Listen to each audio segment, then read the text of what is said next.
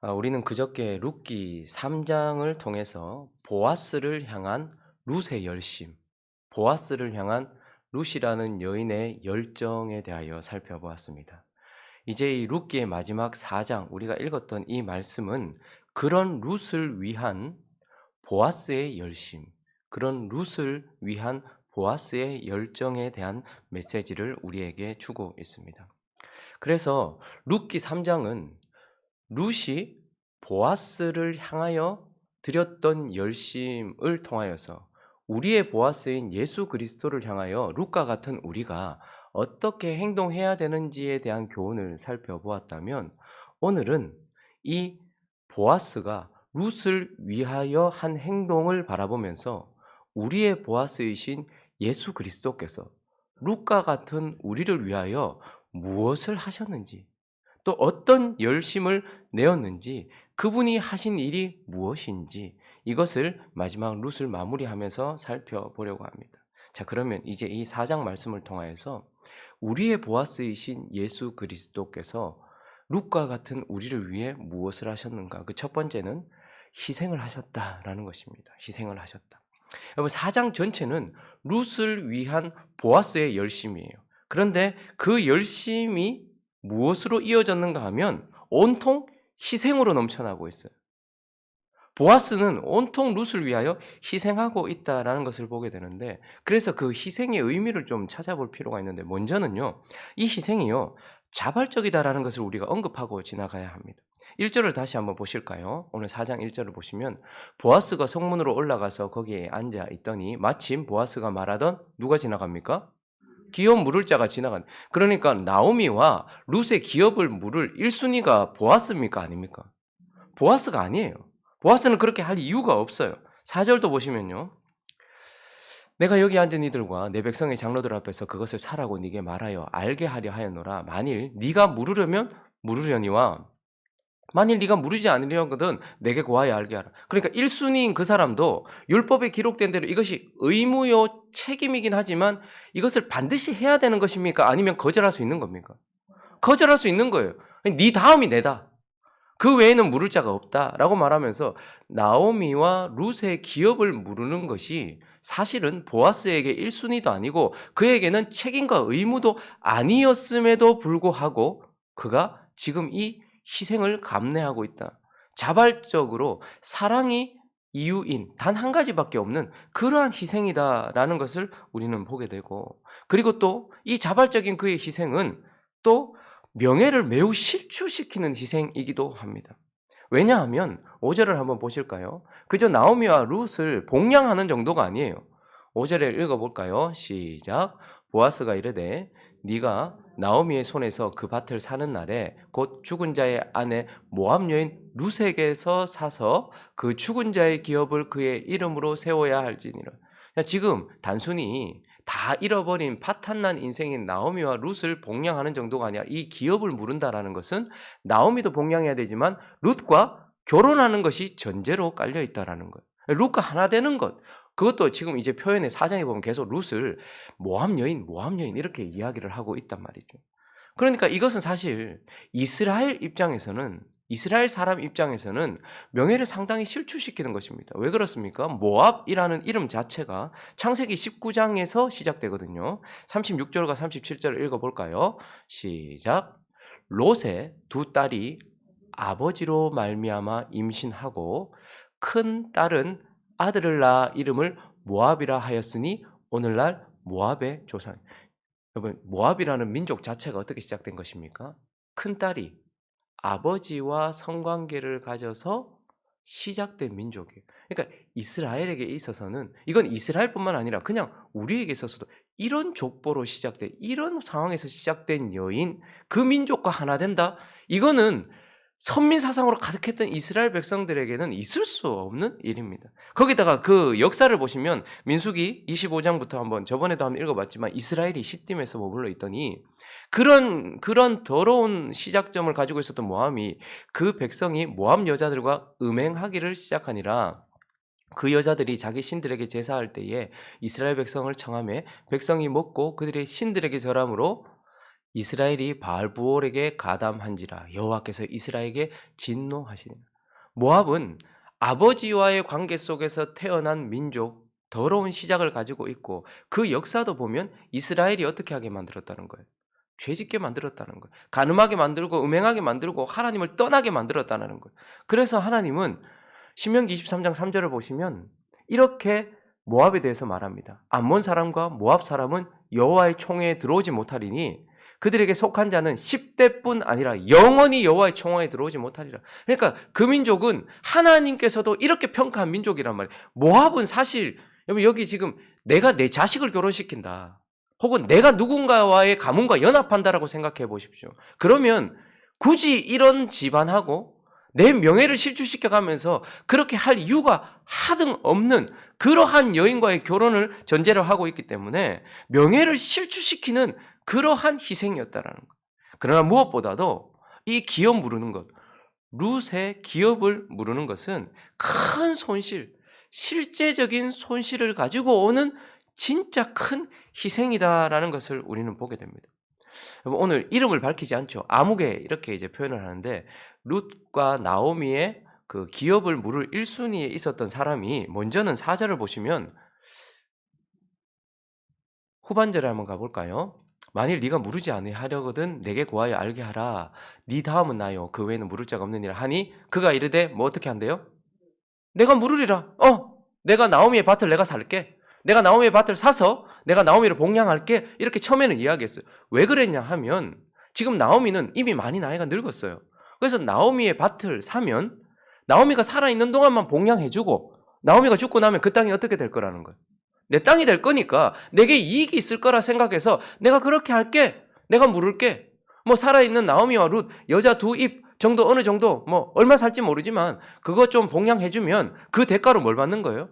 나오미 집안에 있었던 엘리멜렉의 땅 전체를 내 소유로 가질 수 있다라고 생각했기 때문에 내가 물을게 라고 얘기했어요. 그런데 6절을 보시면 셋째 줄에 보니까 내가 물을 것을 네가 물으라. 나는 물으지 못하겠다. 내 기업에 손해가 있을까 봐 물으지 못하겠다. 나 안 할란다. 이렇게 말한다라는 거예요. 왜 그랬을까요? 왜 그랬냐 하면 이제 이것을 가만히 보니까 그냥 기업을 무르는 것이 아니더라라는 것입니다. 5절을 한번 볼까요? 5절을 한번 읽어보겠습니다. 보아스가 이르되 네가 나오미의 손에서 그 밭을 사는 날에 곧 죽은 자의 아내 모압 여인 룻에게서도 사야 된다. 그러니까 룻과 하나 되어서 룻에게 씨를 줘야 되는. 그래서 9절을 연결해서 이어보면 읽습니다. 시작. 보아스가 장로들과 모든 백성에게 이르되 내가 엘리멜렉과 기럯과 말론에게 있던 모든 것을 나오미의 손에서 산 일에 너희가 오늘 증인이 되었고 10절요.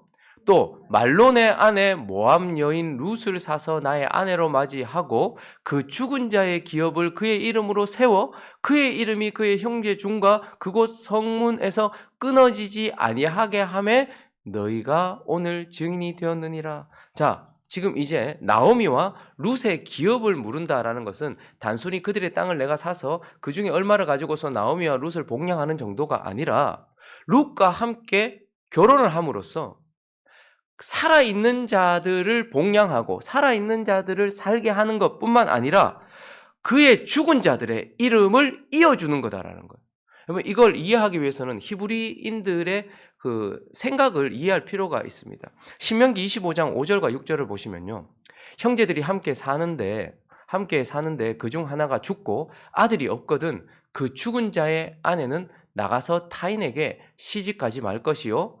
그의 남편의 형제가 그에게 들어가서 그를 맞이하여 아내로 삼아 그의 남편의 형제된 의무를 그에게 다 행할 것이요. 그 여인이 낳은 첫 아들이 그 죽은 형제의 이름을 잊게 하여 그 이름이 이스라엘 중에서 끊어지지 않게 할 것이요. 그 이름이 끊어지지 않게. 여러분 자 우리가 결혼을 했어요. 자 형이나 아우나 누군가가 있었어요. 그런데 자녀가 없이 한 집에 형제가 죽어버렸어요. 그러면 여기 씨가 없으니까 어떻게 됩니까? 계승됩니까? 안 됩니까? 계승되지 않아요. 그러면 어떻게 하라는 거예요? 그 형제 중에서 이 여인에게 들어가서 씨를 주어서 자손이 있도록 하라는 거예요. 그래서 그 자손에게 계속해서 땅도 이어질 수 있도록 하고 그의 가문이 이어질 수 있도록 해야 된다라고 말하고 있는 거예요. 왜냐하면 율법을 가지고 있었던 히브리인들에게 있어서 이름이란 존재를 의미하고 그 사람 전체를 의미하고요. 그 존재는 자손들 속에서 계속 계승되는 거예요. 내가 죽어도 내 아들이 있어서 주하를 통하여서 어떻게 되는 거예요? 그 자손을 통해서 나의 이름이 계속 계승되어서 나를 존재하게 한다라는 거예요. 그런데 자손이 없다라는 것은 어떻게 되는 거예요? 자손이 끊어진과 동시에 나라는 존재도 더 이상 끊어지지 않고 끝난다라는 것을 의미한다는 거예요. 그러니까 이스라엘 백성들에게 있어서 땅을 영원한 기업이잖아요. 그리고 이 사람은 영원히 하나님 앞에 있게 한단 말이에요. 이 영원한 사람이 어떻게 해요? 자손을 통하여서 자손 속에서 그 사람의 이름이 계속해서 보존되어서 끊어지지 않도록 했단 말입니다. 근데 엘리멜렉이 아들이 두 아들이 있었어요. 근데 두 아들에게는 자식이 있습니까? 없습니까? 없어요. 그러면 엘리멜렉에서 말론까지는 이어졌지만 말론에서부터 끊어져 버리면 엘리멜렉 자체가 어떻게 되는 거예요? 존재하지 않게 된다는 거예요. 그렇기 때문에 지금 이 보아스가 룻과 결혼을 함으로써 죽은 엘리멜렉의 가문을 이어서 엘리멜렉도 말론도 계속해서 그 자손들을 통하여서 그들이 이어질 수 있도록 해주는 것. 그러니까 살아있는 자를 살게 하는 것뿐만 아니라 죽은 자도 살게 하는 것. 이것이 바로 기업을 무르는 것의 의미였고 큰 희생이었어요. 왜냐하면 그 첫 번째 아무개는 내가 나오미를 데리고 오면 그 땅이 내 거가 될 거라고 생각을 했어요. 근데 그게 아니잖아요, 지금. 내가 나오미와 룻을 받아들임으로써 룻의 아들을 주어서 엘리멜렉과 말론의 이름으로 그 기업을 계속 이어질 수 있도록 해요. 나한테는 아무런 유익이 돌아오지 않는 거예요. 실제적인 땅이 돌아오는 것도 아니고 그리고 또 뭔가 돌아오는 게 아니라 그냥 죽은 엘리멜렉과 말론의 가문을 계속해서 이어주는 산자와 죽은 자를 살려주는 것이지 보아스에게는 아무것도 돌아오는 것이 없는 그냥 큰 손실을 가지고 오는 희생이었단 말입니다. 그래서 그 아무개는 1순위였던 그 아무개는 나는 못하겠다. 내 기업에 손해가 오는 거 이거 나한테 아무것도 돌아오지 않는 거 내가 이거 왜 하냐. 그런데 보아스는 뭐라고 말합니까? 이걸 자발적으로 사랑을 근본으로 해서 자신의 명예가 실추되는 것뿐만 아니라 자기에게 큰 희생이 돌아옴에도 불구하고 지금 살아있는 나오미와 룻을 살리기 위하여 그리고 지금 그들의 패역함으로 인하여 그들의 존재가 끊어질 죽은 자들을 다시 살려내는 그래서 말론의 이름으로 자녀가 계속해서 이어지도록 하여서 죽은 엘리멜렉과 말론의 이름 그 존재를 살려내기 위하여 큰 희생을 하는 그러한 희생이다라는 것을 보면서 보아스의 이 희생을 통하여서 우리에게 우리의 보아스에 있는 예수 그리스도께서 자신에게는 아무런 유익이 없는 그저 우리를 위하여서 희생을 하신 예수 그리스도의 희생을 우리는 보게 된다라는 것입니다. 그리고 또 하나 오늘 이 기업 물을 자인 보아스가 룻과 같은 우리를 위하여 한 그 큰 열심은 무엇이 포함되어 있냐 하면 그가 죄인이 되셨다라는 것입니다. 그가 죄인이 되셨다. 보아스를 통하여서 우리는 우리의 보아스이신 예수 그리스도께서 희생이라는 행위만 하신 것이 아니라 그 존재에도 큰 변화가 일어났다는 것을 보게 돼요. 자, 오늘 이 보아스의 열심으로 결국 룻에게 돌아온 것은 무엇입니까? 단순히 자신이 지금 이제 먹고 살 것이 충만하게 된 그리고 자신의 남편의 이름으로 씨를 주어서 죽은 자의 가문이 이어지도록 하는 것뿐만 아니고 11절을 보시면 성문에 있는 모든 백성과 장로들이 이르되 우리가 증인이 되나니 여호와께서 네 집에 들어가는 여인으로 이스라엘의 집을 세운 라헬과 레아 두 사람과 같게 하시고 아브라함, 이삭 그리고 누굽니까? 야곱의 두 아내 라헬과 레아. 그러니까 지금 그 여인과 같게 해달라라는 것은 모압 여인이었던 룻이 어디로 들어가게 되었다는 거예요? 보아스와 연합함으로써 보아스가 그의 기업을 물어줌으로써 하나님의 백성의 계보에 룻이 들어가게 됐다는 거예요. 그런데 그것만이 아닙니다. 오늘 마지막 21절과 22절을 보시면 살몬은 보아스를 낳았고 보아스는 룻을 통하여 누구를 낳습니까? 오벳을 낳았고 오벳은 이새를 낳았고 이새는 누구를 낳았어요? 다윗을 낳았더라. 그러니까 룻이 보아스와 연합함으로써 룻은 하나님의 백성들의 계보, 하나님의 백성 안으로 들어갔을 뿐만 아니라 다윗 왕 안으로 들어간 거예요. 룻에게는 엄청난 큰 일입니다.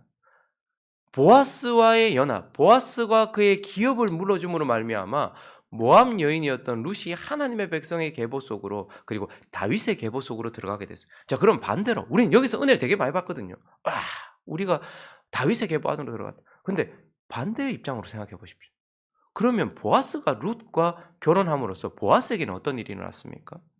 보아스는 모압 여인 룻과 계보를 공유하게 되었어요. 그렇죠? 보아스라는 이름이 룻의 계보에 공유가 되었단 말입니다. 그런데 그것뿐만 아니고 실질적으로 12절을 보시면 보아스에게는, 읽어봅니다. 시작. 여호와께서 이 젊은 여자로 말미암아 네게 상속자를 주사 네 집이 다말이 유다에게 낳아준 베레스의 집과 같게 하기를 원하노라 하니라.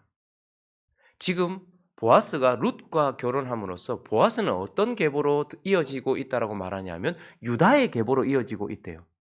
근데 특별히 18절을 읽어보시면 유다, 그리고 누구로 이어집니까?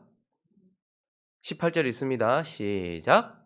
베레스의 계보는 이란이라 베레스는 헤스론을 낳고. 자, 그러니까 지금 룻은 보아스와 결혼함으로써 하나님의 백성의 계보 속으로, 다윗의 계보 속으로 들어오는 대박을 맞았어요. 그런데 보아스는 룻과 결혼함으로써 어디에 들어갔다고요? 베레스, 유다의 집안으로 들어갔대요. 근데 이것은 무엇을 의미하는 것입니까? 유다가 다말에게서 이렇게 얘기합니다. 다말이라는 이름을 아십니까? 다말은 가나안 여자예요. 그런데 이 다말은요, 이 가나안 유다가 다말을 통하여서 베레스를 낳았거든요. 근데 이 다말이 가나안 여자일 뿐만 아니라 이 여자는 창기로 자기 자신을 꾸며서 누구와? 자기 시아버지와 관계를 맺어서 씨를 연결시켜. 그러니까 베레스는 유다의 아들이라고 말해야 될지, 유다의 손자라고 말해야 될지. 왜냐하면 유다라는 시아버지와 다말이라는 며느리의 관계 속에서. 근데 이 다말이 자기를 창기로 꾸며서 어떻게 한 거예요? 시아버지를 통해서 씨를 이어갔던, 기업을 물었던 자였단 말이에요. 여러분, 혈통은 정말 중요하거든요. 여러분, 개도 혈통을 따지잖아요. 잡종이면 개도 값이 떨어져요. 취급해주지 않습니다. 그런데 지금 보아스가 어디로요? 이러한 죄인의 혈통, 더러운 가문 속으로 이어지고 있다는 것을 우리는 보게 되는 것입니다. 거기다가 이 가문은 이제 어디로 이어집니까? 라합이라는 이름으로 이어져요. 라합을 아십니까? 이 여자는 가나안 여자였어요. 그런데 다말은 기생인 척 했어요. 근데 라합은 진짜 기생이었습니다. 근데 그 계보로 이어져요. 그리고 이 계보는 또 어디로 이어질까요? 우리아의 아내 밧세바로 이어집니다. 하나님은 이 솔로몬이라는 사람이 나오는 데서 그냥 밧세바라고 말하죠. 우리아의 아내 밧세바. 이방인이었던 그가 하나님이 빛이라는 것을 알고 하나님께로 들어왔어요. 그리고 다윗에게 충성했습니다. 그런데 자기의 충신을 죽이고, 그것도 충신이 살아있을 때 충신의 아내인 밧세바를 취하여서 얻은 게 솔로몬이에요. 그러니까 이 집안은요, 여러분, 사실 우리가 아브라함과 다윗의 계보, 이 계보가 하나님 안에 있으니 매우 귀중한 계보처럼 생각을 하지만 가만히 보면 그 계보를 우리가 삶을 살아가면서 그 역사 속에서 얼마나 더럽혀 놓은지 몰라요.